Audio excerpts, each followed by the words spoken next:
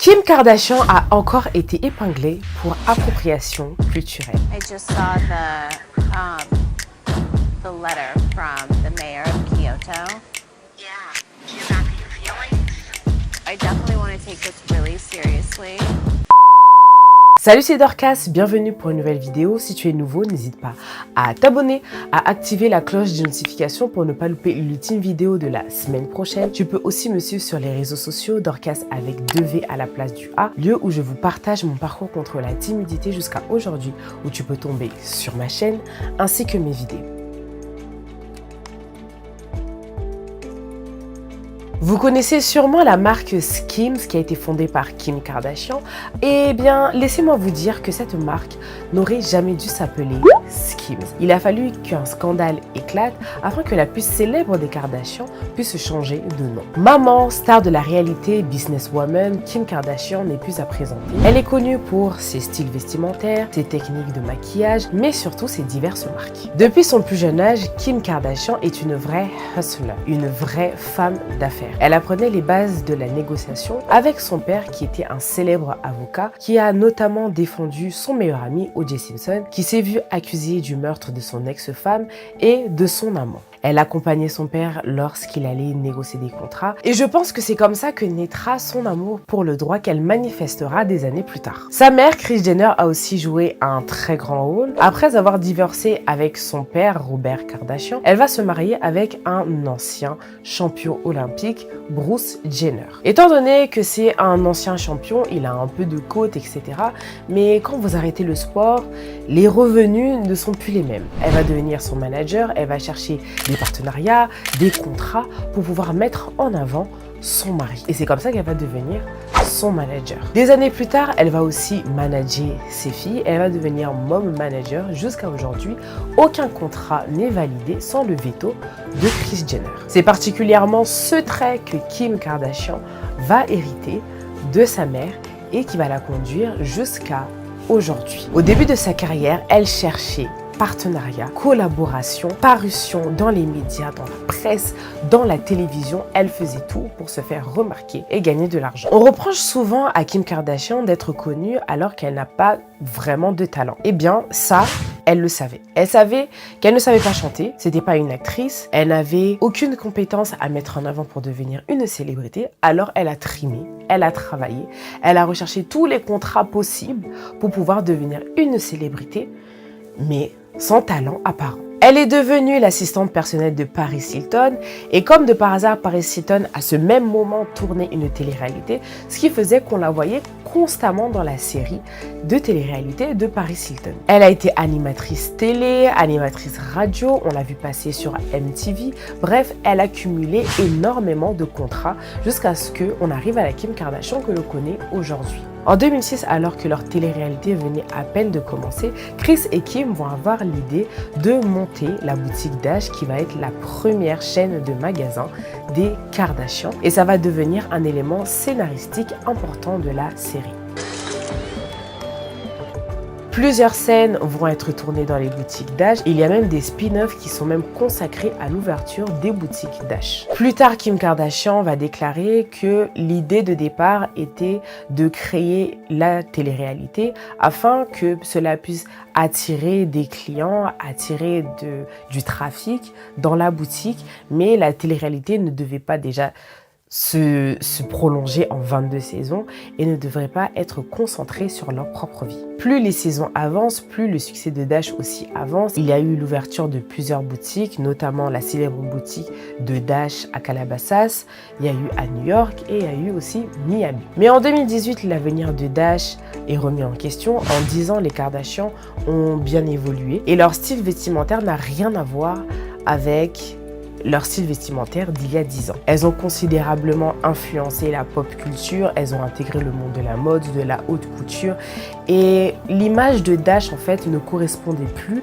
avec ce qu'elle renvoyait à l'instant T. C'est comme ça que Dash va prendre la décision de fermer les portes de toutes ses boutiques. Depuis l'époque de Dash, les Kardashian ont pris énormément en popularité, notamment Kim qui a lancé plusieurs tendances, plusieurs entreprises comme sa marque de maquillage KKW Beauty qui était une marque de maquillage et qui a dû s'arrêter est fermée car déjà juste le nom de la marque KKW qui veut dire Kim Kardashian West, alors que Kim Kardashian était en pleine procédure de divorce avec Kanye West. La marque va se réincarner en une marque de soins pour la peau, Skins by Kim. Lors de ces différentes collaborations, elle va faire la rencontre de Emma et Jens Grid, des entrepreneurs anglais et suédois, et ce sont des monstres dans le marketing. Emma a réussi à faire énormément de collaborations avec les bonnes célébrités, et c'est d'ailleurs lors d'une de ces collaborations qu'elle va rencontrer pour la première fois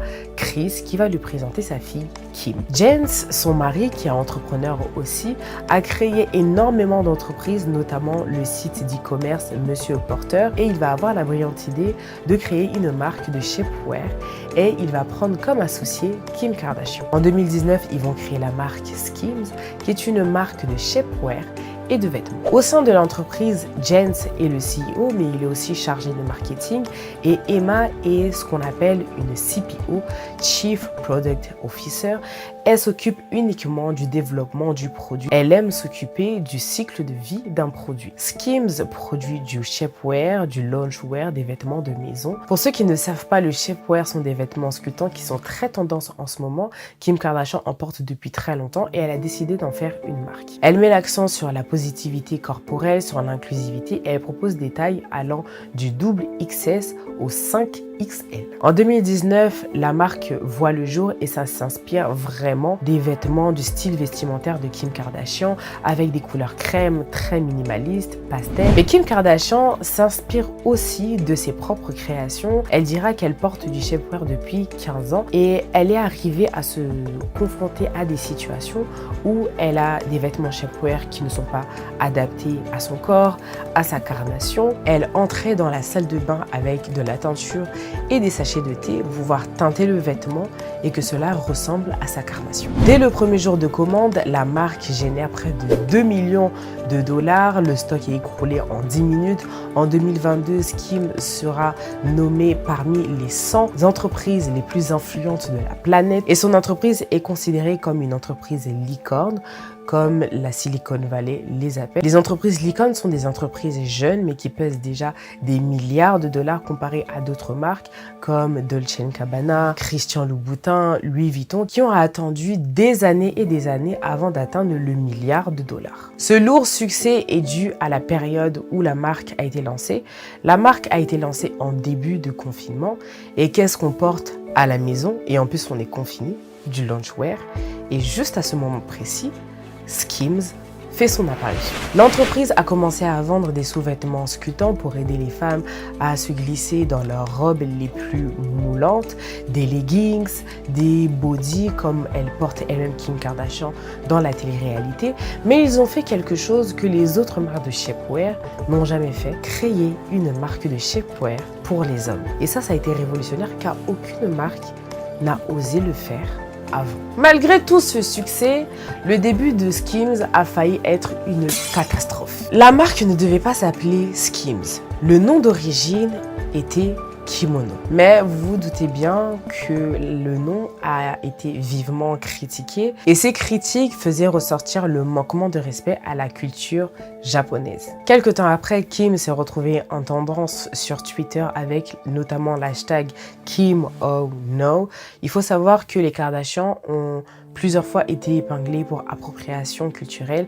C'est à se demander est-ce qu'elles réfléchissent à ce qu'elles lancent ou c'est justement pour faire un effet de buzz et elles ont prévu de changer par la suite. L'affaire a tellement pris de l'ampleur que le maire de Kyoto va écrire personnellement une lettre à Kim Kardashian et son équipe va même travailler pour faire inscrire le mot kimono dans le patrimoine immatériel de l'UNESCO. Kim Kardashian s'est retrouvée dans de très gros soucis au point qu'un officiel même du Japon l'écrive. Le problème se posait même sur la logistique car les étiquettes, les vêtements, les emballages, tout ont déjà été faits au nom de kimono. Face à toutes les critiques, Kim va faire son mea culpa en rappelant la dimension d'inclusivité dans sa marque et que personne ne devrait se sentir blessé par rapport à sa marque. Aussi, elle va déclarer avoir écouté les critiques et qu'elle a pris la décision de renommer sa marque. marque, elle va faire appel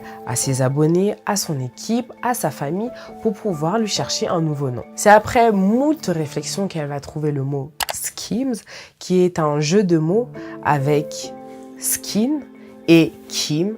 En rattachant les deux, ça fait Skims. Ce changement va apaiser les Japonais qui ne pensaient même pas que Kim allait renommer sa marque, étant donné que plusieurs fois dans le passé, elle a usé d'appropriation culturelle et elle n'est jamais revenue dessus ou elle ne s'est jamais excusée. Cet épisode fait partie intégrante du succès de la marque car tout le monde était au courant de l'affaire, comment ça allait se passer. Ça a pris tellement une dimension tellement officielle avec le maire de Kyoto qui l'écrit, etc. Et tout ça a joué sur le personal branding, sur le marketing, sur l'histoire de la marque. Il y a aussi les collaborations qui sont juste iconiques. Skims a collaboré avec la NBA. Il y a un été où on a vu apparaître des glaces Skims. Elle va collaborer avec des maisons de haute couture comme Fendi. Et en 2020, elle va devenir fournisseur officiel des athlètes américaines aux Jeux Olympiques de Tokyo. On arrive à la fin de cette vidéo. Si tu n'es toujours pas abonné, c'est pas normal. Je ne comprends pas. C'est le moment pour toi de t'abonner, d'activer la cloche de notification pour ne pas louper la vidéo de la semaine prochaine. On se voit la semaine prochaine à la même heure, 18h. Bye bye!